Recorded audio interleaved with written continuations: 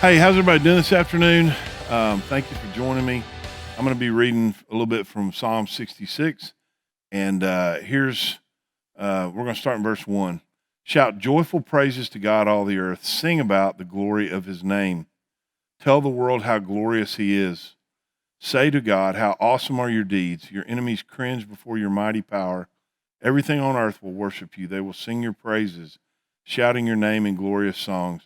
Come and see what our God has done, what awesome miracles he performs for people. He made a dry path through the Red Sea, and his people went across on foot. There we rejoiced in him, for by his great power he rules forever. He watches every movement of the nations.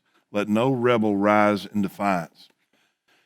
You know, one of the things that we need to do is to share testimonies about the things that God has done. That's one of the things that he says is come and see what our God has done. And then further on in verse 16, it says, come and listen, all you who fear God, and I will tell you what he did for me. You know, the thing I want you to see is that this psalm was written hundreds of years after the children of Israel crossed the sea in a dry path.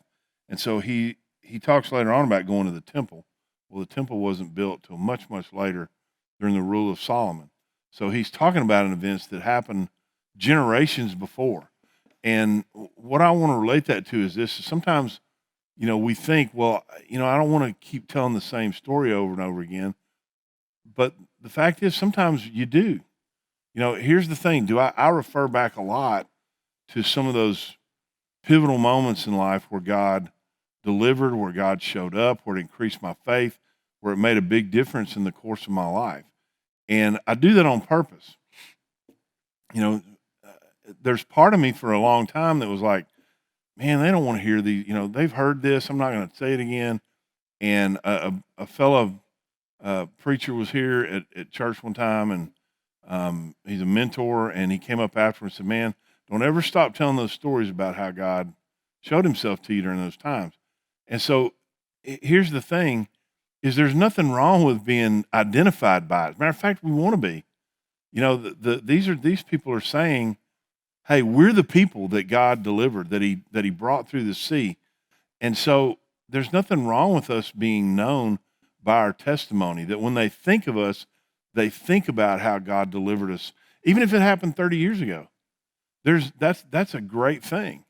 You know, that we're identified. You know, hey, let me tell you about my pastor. You know what? They adopted all three of their kids, and there's some miraculous stories in there about those adoptions. I'm fine with that because you know what? Ultimately, that points to God, and that's what our lives should do. And so don't be afraid to continually share. Now, obviously, you know, maybe not to the same person, but to be willing to continually share about how God delivered you and how he moved. And even, you know, I remember now, you know, it was a joke in my family about, you know, how my grandmother would tell the same stories over and over again. But you know what is a gift in that is that now she's been dead for 40 years. She passed away in the 80s. And I still remember those stories that she told about my dad and about my uncles and about her upbringing. I remember details of her life story because she told me those stories over and over again. And so now I'm looking at it with a different perspective. I'm thankful she told me those stories so many times that I could tell them myself, a lot of them. And that gives me a strong connection to her and to the roots of my family, my dad, and everything that comes with that. And so that's what we're doing when we tell our kids, our family, the people that we love, that history of us and God.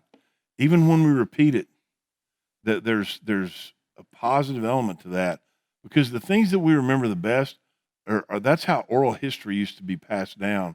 That's how we know a lot about what's happened in our history, is that oral history was passed down. And it wasn't just spoken one time, it was told over and over again, to the point that those people could tell that story and repeat it to the next generation. And that's how our faith is supposed to work, that we tell the story of our journey with God over and over again to those that come after us, to the point where they can tell it. Now, we always point them back to God, and it's God's story, but what a great connection that we have.